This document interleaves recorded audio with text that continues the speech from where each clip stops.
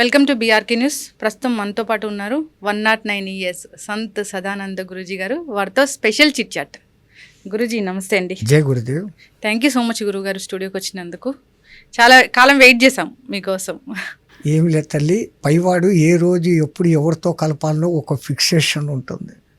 ఆ ముహూర్తంకే మనం కలుసుకుంటాం. పెద్ద పెద్ద మొండి రోగాలు వస్తూ ఉంటాయి, అసలు తగ్గని జబ్బులు వస్తూ ఉంటాయి, మందులు లేని జబ్బులు వస్తుంటాయి. అది అది ఎందుకు వస్తుంది గురూజీ? ఎందుకు వస్తాయి ఇలాంటివి? మన భారతీయ ధర్మమే ఉండేది కర్మ సిద్ధాంతం మీద.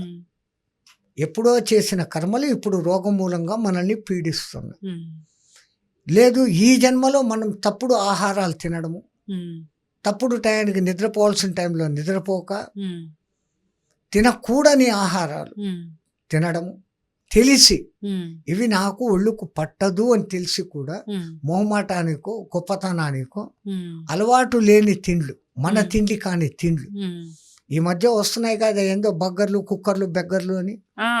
అది బర్గర్లు అది ఎప్పుడో వచ్చాయి. ఇప్పుడైతే అన్ని ఫ్రూట్స్ కూడా విదేశాల నుంచి తెచ్చుకుంటున్నాము, అన్ని రకాల ఫ్రూట్స్.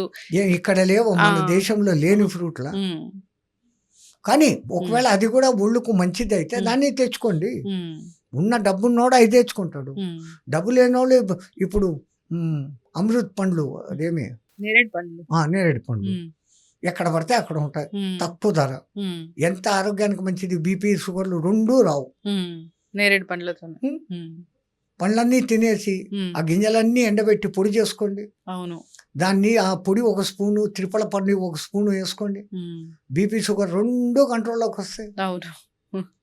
ప్రకృతి సిద్ధంగా దేవుడు అరే వీడు గతి తప్పి రోగాలు తెచ్చుకుంటాడని ఆ రోగాలు ఉపశమింపజేసేదానికి ఔషధాలు కూడా ఆ మహానుభావుడే మనకు ముందే ఇచ్చి ఉన్నాడు. మనము తినకూడని తిని మనం తెచ్చుకుంటున్నాం. పాతకాలంలో రైతులు అంతా ఎప్పుడో పొద్దున్నే రాత్రి అన్నంలో ఇంత ఉల్లిపాయ పెరుగు వేసి పెట్టి పొద్దున్నే అది తినేవాడు.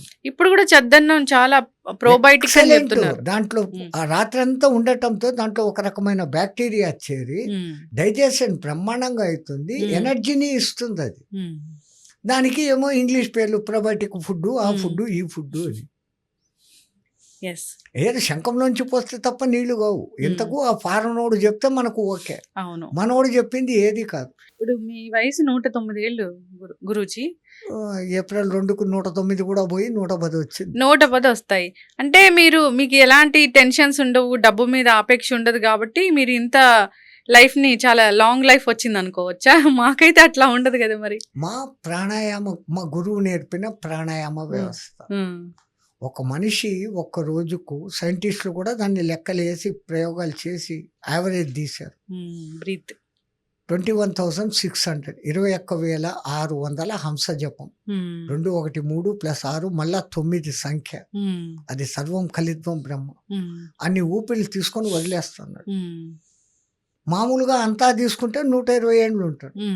కానీ నన్ను అంటావా, ఆవేశం, కోపం, బాధ, ఈ టయాలలో ఊపిర్లు ఇంకా ఎక్కువ తీసుకుంటాడు. అప్పుడు మన ఆయుష్ ప్రమాణం తగ్గుతారు. ఊపిరిని ఎంత తగ్గించుకొని కంట్రోల్ చేసుకుంటే వాని ఆయుష్ ప్రమాణం అంత పెరుగుతుంది. మనిషి 21,600 అంటే గంటకు 900, నిమిషానికి 15. క్యాలిక్యులేషన్ లెక్కల ప్రకారం తావేలు నిమిషానికి ఒక్కసారి వాసన తీసుకుంటాం. 2000 ఏళ్ళు బతుకుతాయి. ఈ కుక్కలు, పిచ్చుకలు ఎగురుతాయి గగ్గని, ఆయాస పడినట్టు నాలుగు ఇట్లా పెట్టి అంటుంటాయి. ఎంత ఎక్కువ ఊపిర్లు తీసుకుంటాయి. దాని వయసు ఏంది, 18 ఏళ్ళు. సైంటిస్టులు అన్ని గుర్రము, ఏనుగు వీటన్నిటినీ శ్వాసలను టెస్ట్ చేసి ఏవి ఎంత కాలం బతుకుతున్నాయో ప్రూఫ్తో సహా చెప్పారు. ఏనుగు 100 ఏళ్ళు, పాము 300 ఏళ్ళు. వాటి శ్వాసలు అంత తగ్గించుకుంటున్నాయి. ఒక సాధకుడు కూడా తన శ్వాసలను తన నియంత్రణలో పెట్టుకొని నిమిషానికి కేవలం 1 ఊపిరో లేదా 2 నిమిషాలకు 1 ఊపిరో చేయగలిగిన స్థాయికి పోయినప్పుడు మహావతార్ బాబా లాంటి స్థాయి 5,000 ఏండ్లుగాను ఉన్నాడు ఆ మహానుభావుడు. ఎంతోమంది సాధకులు, సిద్ధులు ఇప్పటికీ. నాకు 110 అంటేనే మీరు ఇంత ఆశ్చర్యపోతున్నారు. కాశీలో ఒక మహానుభావుడు ఇప్పటికీ ఉన్నాడు, శివానంద అని, యోగా క్లాసెస్ నడుపుతాడు. ఆయనకు 124 ఉన్నప్పుడు పద్మశ్రీ అవార్డు వచ్చింది ఒక 2-3 ఏళ్ల కింద. ఇప్పుడు తమిళనాడు. బహుశా 130 అయి ఉండొచ్చు. ఉమ్, కాశీలో ఉన్న 64 ఘాట్లలో సరస్వతి ఘాట్ అనే చోట నేను అడ్రస్తో సహా చెప్తాను. ఉమ్, ఆయనది స్వామి శివానంద యోగాశ్రమ క్లాస్ అని ఉంది. ఉమ్. ఈ పొద్దుకు ఆ మహానుభావుడు ఉన్నాడు మన కండ్లెదురుగా. చక్కగా చెప్పారు గురుగారు. జయ శ్రీమన్నారాయణ.